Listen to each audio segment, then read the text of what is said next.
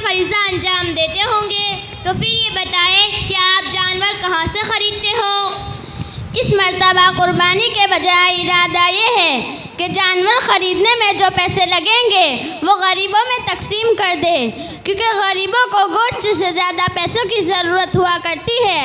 गोश्त तो 2-4 दिनों में हज़म करके खेत के हवाले करके छुट्टी मना लेंगे।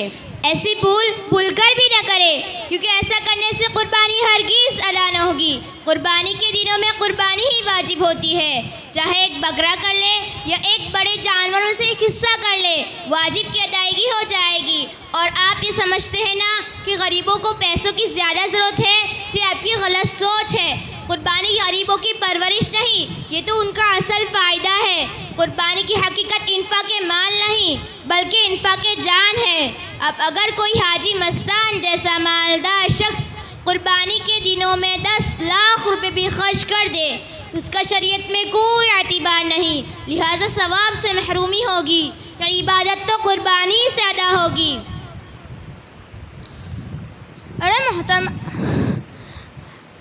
अरे मोहतरमा साहिबा, मेरे दिल में एक सवाल पैदा होता है कि कुर्बानी में इन्फाक़ जान की अहमियत क्यों है? ज़रा उसके बारे में वजाहत कीजिए। जी मोहतरमा, ये कुर्बानी अज़ीमुश्शान कुर्बानी की यादगार में मनाई जाती है और आप सल्लल्लाहु अलैहि वसल्लम की सुन्नतों के तौर पर अदा की जाती है। इसीलिए इन्फाक़े जान ही की अहमियत है। उसकी तफसील ये है कि अल्लाह के महबूब पैगम्बर हज़रत इब्राहीम अलैहिस्सलाम के यहाँ बड़ी तमन्नाओं के बाद 120 साल की उम्र में एक बच्चा पैदा हुआ। हक ताला चाहते थे कि मुझसे ऐसी शदीद मोहब्बत करे कि उसमें किसी की मोहब्बत का दखल न हो। चुनांचे बेटी की कुर्बानी का पर्चा दिया गया। नबी ने बग़ैर शिकवा किए इस इम्तिहान को फर्स्ट नंबर से पास कर लिया। यानी नहीं, बल्कि अल्लाह की मोहब्बत पर चल रही थी। जिस खुदा की मोहब्बत में शिद्दत का ख़तरा था, उस खुदा ने दुनिया को दिखला दिया कि मेरा बंदा मेरी मोहब्बत में अपनी अजीज़ चीज़ यानी अपनी औलाद को भी कुर्बानी के घाट उतार सकता है। अल्लाह ने नबी की इस अजीम कुर्बानी को मेंढे से बदल दिया। कितना एहसान है उस रब्बे करीम का कि उसने एक जानवर को एक महबूब तरीन चीज़ की जगह पर करके मुसलमानों को अपनी अजीज़ औलाद की कुर्बानी का सवाब अता करता है। अरे बहन, आप भी बता दीजिए कि इन सब वाक़ियों का ताल्लुक़ तो हज़रत इब्राहीम अलैहिस्सलाम के ज़माने से है, तो फिर शरीयत मुहम्मदिया सल्लल्लाहु अलैहि वसल्लम में ये कुर्बानी वाजिब का दर्जा कैसे पा गई? अरे मेरी बहन, शरीयत इस्लाम में असल में शरीयत इब्राहीमी की तकमील का नाम है। इसीलिए तो आप सल्लल्लाहु अलैहि वसल्लम हर साल पाबंदी के साथ कुर्बानी करते हुए बतलाया कि ये भी हमारी शरीयत में तमाम साहिब निसाब पर वाजिब है। गैर मुस्लिम और बाज़ मुसलमान भी ये कहते नज़र आते हैं कि एक ऐसी इबादत है जिसमें एक जानदार की जान ली जाए तो अल्लाह खुश होते हैं। इस्लाम से पहले लोग अलग अलग तरीक़ों से इबादत किया करते थे जो गैरुल्लाह की होती थी, लेकिन मज़हब इस्लाम की शान ये है कि उसने तमाम इबादत को सिर्फ़ अल्लाह ही के लिए ख़ास कर दिया है। जो कुर्बानी बूतों के नाम हुआ करती थी, उस इबादत की किस्म को इस्लाम ने बाकी रख कर खुदा के लिए ख़ास कर दिया। अल्लाह की एक सिफत रहमत है और आप जो जान की कुर्बानी कह रहे हैं ये तो सरासर रहमत के ख़िलाफ़ मालूम होता है। जी नहीं, ये तुम्हारे दिमाग की ख़राबी का करिश्मा है। ये मुतालबा ख़िलाफ़ रहमत नहीं बल्कि ऐन रहमत है, चूँकि जानवर की पैदाइश का मकसद ही इंसानों की खिदमत और उसके काम आना है। इसीलिए रहमत यही है कि उसको इंसानों की खिदमत का एक मौका दिया जाए। उसके अलावा मालिक अपने बंदे की वफ़ादारी जांचने और परखने के लिए किसी कीमती चीज़ को भी तोड़ने का हुक्म दिया करता है। अब अगर बंदा किसी कीमती चीज़ की कदर करने लगे तो बिलाशक इस इम्तिहान में फ़ेल हो जाएगा। बहुत से लोगों को ये भी कहते सुना है कि जब मुसलमानों को ज़्यादा गोश्त खाने का हैज़ा होता है तो वो खुदाई हुक्म की आड़ लेकर बेशुमार जानवरों को ज़बह कर डालते हैं। अल्लाह जब रहीम है तो अपनी मखलूक के कत्लों को कैसे पसंद करता है? तुम्हारी सारी दलील बग़ैर सरपाँव की और गलत है। जब ये खिलाफ रहमत होता तो खुदावंद जंगलों में शेर चीते को पैदा ही न करता, क्योंकि उनका खाना ही गोश्त है। अब खूंखार मखलूक की पैदाइश खिलाफ रहमत नहीं तो इंसानों के हक़ में क्यों कर खिलाफ रहमत होगा, जबकि जानवर को इंसान ही के लिए पैदा किए गए हैं। अब मैं हज़रात से सवाल करना चाहूँगी जिनके पेट में रहमत का दर्द होता रहता है। जानवरों की हड्डी से कंघी, चमड़े से जूता, बालों से रस्सी बनाना क्यों जुल्म नहीं, ये खिलाफ रहमत क्यों नहीं?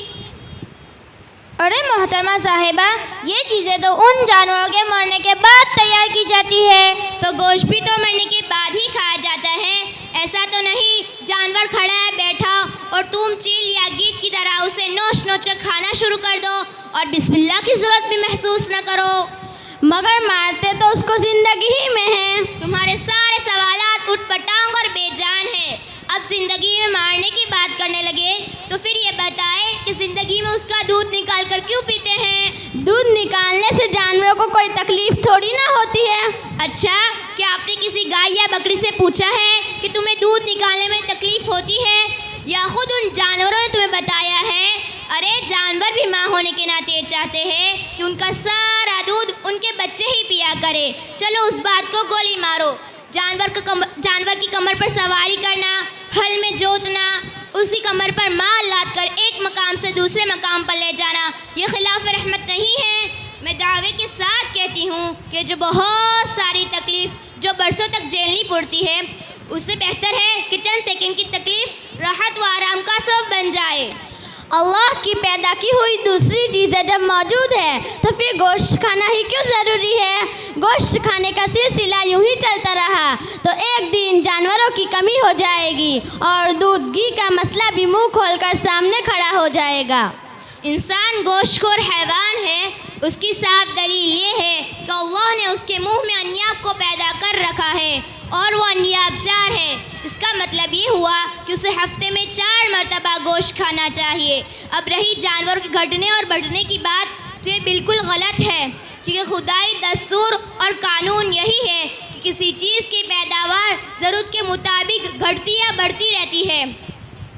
अब आप सब्जियों और नबातात पर अक़ल की नज़र से देख लें तो मालूम होगा कि सब्जियां काटने पर घटने की बजाय बढ़ती है।